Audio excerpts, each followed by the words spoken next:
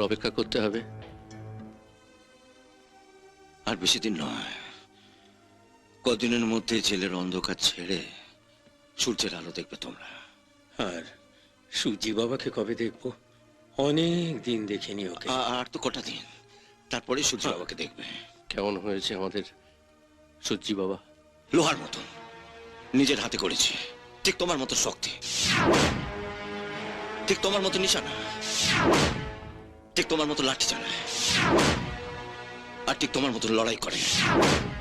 তার মানে সূর্য বাবা লড়াইয়ের জন্য তৈরি? হ্যাঁ, তৈরি। কিরে, এত রাত্রির অব্দি কোথায় ছিলে? কথার জবাব দিচ্ছিস না যে? আবার মারপিট টারপিট করি না তো? কোথায় লেগে? বাবা, কতগুলো খুনির সঙ্গে তোমার কি দরকার থাকতে পারে? খুনি? তোর কথা তো কিছুই বুঝলাম না। বুঝতে পারছি না? না। আর 14 বছর ধরে কয়েকটা মানুষ খুন করে জেলে পচে মরছে, সেসব খুনিদের সঙ্গে তোমার কিসের সম্পর্ক? কোনো খুনির সঙ্গে কোনো সম্পর্কই আমার নেই। মিথ্যে কথা! মিথ্যে কথা বলছো তুমি আমায়। আমি নিজের চোখে তোমাকে জেলখানা থেকে বেরোতে দেখেছি বাবা।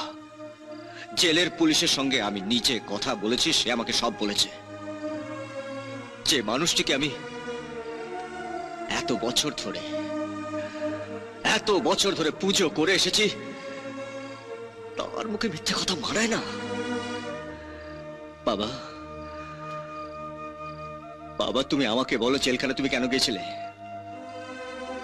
ওই খুনিগুলোর সঙ্গে তোমার সম্পর্ক কি বলো বাবা? আমাকে বলো বাবা, আমাকে বলো। আমাকে কেন বলবে? তা আমাকে কেন বলবে? আমি তো তোমার নিজের ছেলে নই, তা আমাকে বলবে কেন? কি বললি তুই? আবার বল। ঠিকই বলছি, আমি তোমার নিজের ছেলে নই বলে এই সত্যটা তুমি আমার কাছে গোপন করে রেখেছো। এত বড় কথাটা তুই বলতে পারলি? ছোট থেকে আমি তোকে কোলে পিঠে করে মানুষ করেছি, নিজে হাত পেটে খেয়ে তোকে খাইয়েছি, রাতের পর রাত জেগে তোকে ঘুম পাড়িয়েছি। আর তুই? হ্যাঁ, আমি তোর বাবার লোক, তোকে জন্ম দিইনি বটে, কিন্তু বাপের কোন অভাবটা তোকে বুঝতে দিয়েছি? আমার জীবনটাই তো তোর জন্য বিলিয়ে দিয়েছি। জানি বাবা, জানি জানি, তাই তো সত্যিটা জানতে চাইছি তোমার কাছ থেকে। আর 14 বছর ধরে কি এমন কথা যে নিজের মনের মধ্যে লুকিয়ে রেখেছো, যা তুমি তোমার ছেলেটাকে বলতে পারছো না? বলো বাবা, বলো।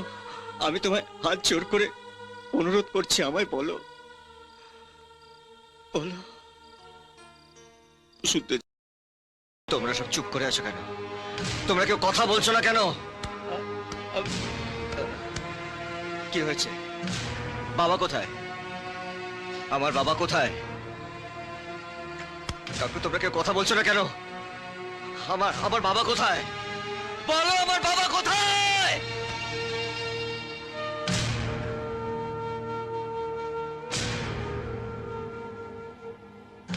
তুমি কিছু বলবে?